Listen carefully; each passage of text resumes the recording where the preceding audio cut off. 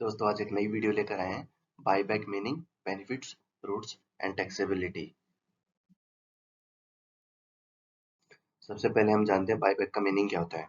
Buyback का meaning होता है एक कंपनी अपने शेयर्स को इन्वेस्टर्स से वापस खरीद लेती है और उसके बदले उन्हें पैसा पे करती है। ये हो गया बायबैक। अब इसके बेनिफिट्स हम इन्वेस्टर पॉइंट ऑफ व्यू से जान लेते हैं। इन्वेस्टर्स को क्या क्या बेनिफिट्स होंगे इसके। पहला है, देखिए कंपनी इज कैश रिच। तो एक्सेस कैश जो भी उसके पास अवेलेबल है वो अपने इन्वेस्टर्स को रिटर्न करती है और जनरली वो करंट मार्केट प्राइस से हाई प्राइस पे होता है। दूसरा benefit, company affirms underlying faith in its potential. देखिए कंपनी अगर कैश रिटर्न कर रही है इन्वेस्टर्स को बायबैक के थ्रू, मतलब यस उसका बिजनेस पे कमांड है, एक्सेस कैश बिजनेस जनरेट कर रहा है, सिर्फ वही कैश रिटर्न कर रही है शेयर होल्डर्स को। तो ये कंपनी की परफॉर्मेंस पे, कंपनी के फ्यूचर पे एक कॉन्फिडेंस दिखाता है। थर्ड है, share price moves up in short run. Yes, जैसे ही बाईबैक अनाउंस होता है जनरली वो हाई प्राइस पे रहता है, तो कंपनी के शेयर प्राइस मार्केट में है वो भी शॉर्ट रन में अपर साइड का मूव दिखाते हैं। Fourth benefit, boost EPS. देखिए बायबैक करने से क्या होता है, जितने बाय शेयर्स कंपनी ने बायबैक किए इन्वेस्टर्स से वो कंपनी के पास वापस चले जाते हैं और कंपनी वो शेयर सर्टिफिकेट्स को डिस्ट्रॉय कर देती है। मतलब total number of shares issued by company कम हो जाते हैं, जिससे कि अर्निंग पर शेयर किस रूट से करती है वो हम डिस्कस कर लेते हैं। पहला रूट है डायरेक्ट टेंडर ऑफर रूट, दूसरा है ओपन मार्केट बायबैक। तो हम पहले रूट जो कि डायरेक्ट टेंडर ऑफर है के बारे में समझ लेते हैं। A tender offer gives you option to sell the shares directly to the company. Tender offer में अगर आप शेयर्स टेंडर कर रहे हैं, डायरेक्टली वो कंपनी बाय करती है। इसका क्या मतलब हुआ? इसका मतलब हम एक एग्जांपल के थ्रू देख लेते हैं। जैसे टीसीएस का 2022 में बायबैक आया था। बायबैक प्राइस उसने डिसाइड करी थी 4500 रुपीज पर शेयर। ठीक है, तो जितने शेयर्स कंपनी एक्सेप्ट करती है वो डायरेक्टली कंपनी बाय करेगी और आपको 4500 रुपीज पर शेयर पे करेगी। अब हम बायबैक का साइज देख लेते हैं। इन्फोसिस ने एक बहुत बड़ा बायबैक लेके आया था 18,000 करोड़ का, मतलब 4 करोड़ इक्विटी शेयर्स बायबैक किए थे 4500 की रेट पे। Total comes to 18,000 crore rupees. अब इसमें क्या होता है, देखिए मान लीजिए आपके पास 100 शेयर्स हैं टीसीएस के, तो डिपेंड करता है एक्सेप्टेंस रेशियो के ऊपर कि उसमें से कितने शेयर आपके एक्सेप्ट होंगे। मान लीजिए आपने 10 शेयर मान लीजिए आपके पास है, आपने पूरे के पूरे 10 शेयर टेंडर किए। इस बार एक्सेप्टेंस रेशियो लगभग 20 to 22% के आसपास आया था। तो फ्रैक्शनल में ये लेते नहीं है। तो अगर आपने 10 शेयर टेंडर किया तो 2 शेयर एक्सेप्ट होते हैं और वो 2 शेयर का आपको 4500 रुपीज के हिसाब से 9000 रुपीज कंपनी पे करेगी और रिमेनिंग 8 शेयर्स आपके डिमेट में रहेंगे जो कि फ्री हो जाएंगे, आप कहीं भी उनको बेच सकते हैं। ये है डायरेक्ट टेंडर ऑफर। बायबैक के सेकंड रूट के बारे में जान लेते हैं, जो कि ओपन मार्केट बायबैक। अब ओपन मार्केट बायबैक में क्या होता है, कंपनी इन्वेस्टर से डायरेक्ट नहीं खरीद के एक्सचेंज के थ्रू खरीदती है। जिस तरह से मान लीजिए आप शेयर सेल कर रहे हैं एक्सचेंज पे, कोई भी और पर्सन बाय कर रहा होता है, वैसे ही इस केस में आप एक्सचेंज पे ही सेल कर रहे होते हैं और कंपनी बायबैक करती है। लेकिन इस केस में ना आइडेंटिफाई नहीं हो पाता है कि आपने जो शेयर बेचे वो क्या कंपनी ने बायबैक में खरीदे हैं या किसी और इन्वेस्टर्स ने खरीदे हैं। इसीलिए इसमें डायरेक्ट ट्रेड नहीं होता कंपनी और इन्वेस्टर्स के बीच में। ठीक है, अब इसको एक एग्जांपल के थ्रू हम देख लेते हैं। जैसे इन्फोसिस का बायबैक अभी आया हुआ है 2022 वाला।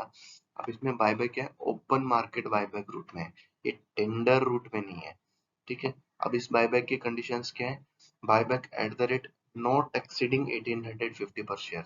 देखिए वर्ड यूज किया है नॉट एक्सीडिंग 1850 पर शेयर। दूसरा, over a period of 6 month, मतलब इन्फोसिस को 6 महीने का टाइम मिलता है कि वो एक्सचेंज से टाइम टाइम पर जब उसको सही लगे वो शेयर्स बायबैक कर ले। बायबैक का साइज क्या है, 9300 crore rupees and number of shares will be bought back is 5.02 crore. मतलब 5.02 करोड़ बाय करेगी नॉट एक्सीडिंग 1850 पे। मतलब अगर मार्केट में इन्फोसिस के शेयर की प्राइस 1850 के नीचे जाती है तो वो उस कम प्राइस पे भी बायबैक कर सकती है। तो जनरली अभी तो इन्फोसिस के शेयर की प्राइस लगभग 1400 के आसपास है। 1400, 1500, 1600, ये 1850 से तो काफी नीचे ही है। तो कंपनी को जब भी सुटेबल लगे कम प्राइस है उस पर वो बायबैक कर सकती है, उसके लिए नेसेसरी नहीं है कि वो 1850 पर ही बायबैक करे। अब हम दोनों बायबैक रूट को कंपेयर कर लेते हैं कि इन्वेस्टर्स के पॉइंट ऑफ व्यू से कौन सा बेटर है। देखिए, डायरेक्ट टेंडर ऑफर है, उसका एग्जांपल दिया है मैंने। टीसीएस ने बोला 4500 रुपीज पर बायबैक करेगा, तो मतलब 4500 पे ही करेगा, और जो कि मार्केट प्राइस से काफी ऊपर था। वो 4500 से नीचे बायबैक नहीं करेगा। हाँ, इसमें सिर्फ एक पॉइंट आता है, एक्सेप्टेंस रेशियो। एक्सेप्टेंस रेशियो कितना होता है उसके बेसिस पर डिसाइड होगा कि आपका कितना शेयर्स बायबैक में जाएगा और कितना रिमेनिंग आपके पास रहेगा, जो कि आप अपने फ्री विल के ऊपर मार्केट में बेच सकते हो। दूसरा है ओपन मार्केट बायबैक। उसमें हमने एग्जांपल लिया इन्फोसिस का, जिसने 1850 पर शेयर पे बायबैक अनाउंस किया, लेकिन जरूरी नहीं है कि वो 1850 पर ही बायबैक करे। अभी मार्केट प्राइस मान लीजिए 1500-1600 रुपए, तो जब भी मार्केट प्राइस डाउन जा रहा है, इन्फोसिस मार्केट से बाय कर लेगा शेयर्स। आपको पूरा का पूरा 1850 पर बायबैक डायरेक्टली नहीं देगा। अब जितना कम प्राइस पे बायबैक करेगा उतना ही कंपनी के लिए फायदा है, और यही एक रीजन है कि कंपनियां ओपन मार्केट बायबैक पे जाती है, क्योंकि वो एक मैक्सिमम प्राइस डिसाइड कर देती हैं, और मार्केट में जब भी प्राइस डाउन जाता है, वो जितना नंबर ऑफ शेयर्स उन्हें बायबैक करना होता है वो कर लेती है। तो ओपन मार्केट बायबैक में इन्वेस्टर्स को डायरेक्टली उतना बेनिफिट नहीं होता है जितना कि डायरेक्ट टेंडर ऑफर। अब हम दोनों बायबैक रूट्स की टैक्सेबिलिटी के बारे में जान लेते हैं। डायरेक्ट टेंडर ऑफर में ये इन्वेस्टर्स के हाथ में बिल्कुल फ्री है।